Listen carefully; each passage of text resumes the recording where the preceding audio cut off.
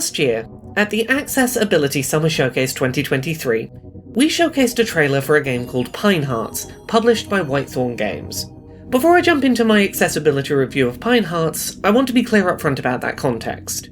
While I went out of my way to showcase Pine Hearts as an example of a promising accessibility-focused video game releasing in the year ahead, I do not feel any obligation to cover the title in a purely positive light upon its release. There's a lot that I think it does well, but there are a couple of points of friction that I had while playing the game. Basically, feel free to treat this review with some skepticism, as last year I showcased the title during the Accessibility Summer Showcase, but I do wish to assure you that my inclusion of the title in last year's showcase isn't preventing me from having critical feedback of the released game. Anyway, context given, let's dive into the review proper. Pine Hearts is a cute, gentle, top-down exploration game where you play as Tyke, a bean-shaped adventurer exploring a caravan park at the base of a mountain. Years prior, you visited the park with a parent, and now you're returning to revisit old memories of the place by yourself. The core gameplay loop in Pine Hearts involves exploring a number of small but densely packed, interconnected hub areas of the park and surrounding grounds, gaining new exploration tools by completing tasks for the locals, ranging from tracking down lost burger ingredients, to collecting cogs to open a castle gate, to scaring birds away and finding lost band members at a local fair. These tasks require getting to know locations through exploration, to the point that they begin to feel familiar and better understood.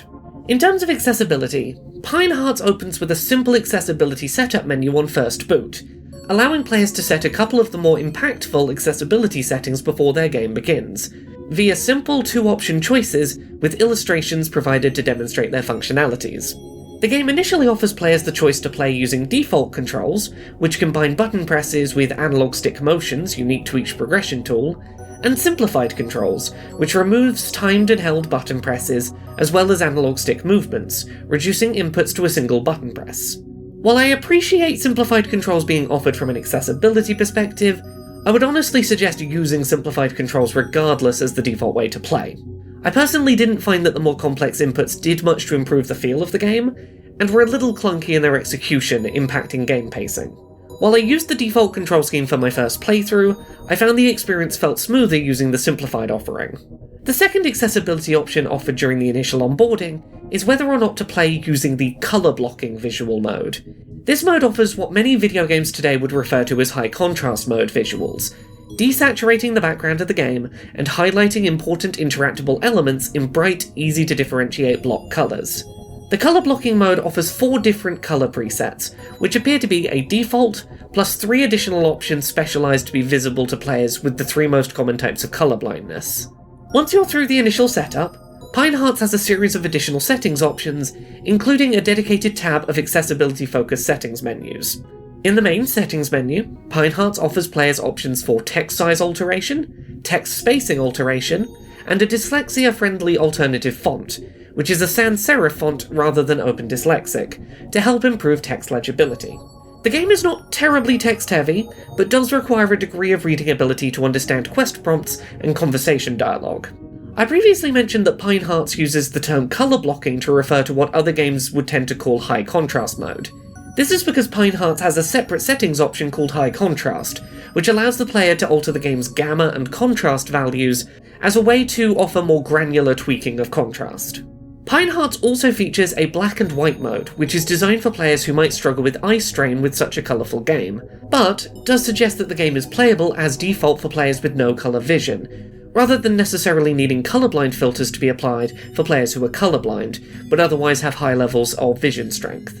Lastly, in the visual settings, Pine Hearts offers an option to disable screen shake, which is very much appreciated as someone who suffers from motion sickness. Beyond that, the main accessibility settings options offered by Pine Hearts are a set of audio sliders, an option to change run from a button hold into a toggle, and in-game button remapping support. Discussing more broadly the experience of playing Pine Hearts, the game is generally a pretty chill and relaxing experience. Puzzles are generally pretty simple, with NPCs fairly clearly explaining where to go to progress on their specific plot threads, and offering pointers and reminders as to what needs to be done. It's a game at its core about helping others as its own reward, and the experience of contributing something positive to a space that fostered positive childhood memories, and that sense of helpful exploration is felt throughout. While generally speaking the game is pretty accessible, there were a few places where I found myself struggling with progression, largely due to my own struggles with spatial orientation and some issues the game's map system couldn't help me progress past. The map system in Pine Hearts consists of 2 maps, one a broad and simplified overview of the whole area, and one a zoomed-in map that's a more detailed look at your current immediate surroundings. These worked well enough in terms of broadly signalling the approximate direction of new locations, and in helping to pinpoint specific NPCs you were already nearby, but at times these were insufficient for finding characters or locations that you didn't know the specific route to or location of. At one point during the game, for example, I was meant to tell some kids that I'd saved their friend, but I couldn't work out where in the camping area they were. The zoomed-in map was too closely zoomed in for me to locate which direction to head to go explore and find them, and the zoomed-out map wasn't detailed enough to be useful. Similarly, I struggled for a long time finding the correct route to one of the game's core locations, due to not knowing for certain if I'd missed a path that I was supposed to be finding, or if I was missing an item that would let one of the impassable routes that I'd seen become navigatable. The lack of either a mid-range map, or a navigation assist feature to help me identify where I needed to go, or if I was missing a core progression item, meant that there were periods of time where I would simply wander aimlessly, rather than making meaningful progress, which impacted the pacing of the experience.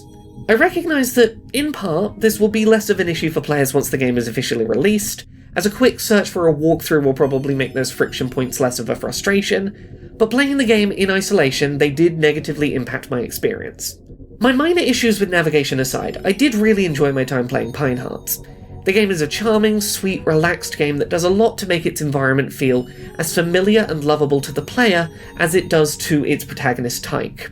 The accessibility settings on offer are appreciated, particularly the game's implementation of high-contrast colour blocking and its text alteration options. Pine Hearts is a pretty chill experience, and one I'm glad that I pushed through my navigation struggles with to see to completion. Thank you so much to this month's Patreon backers who help make this show possible. You can support the show and everything I do at patreon.com/LauraKBuzz.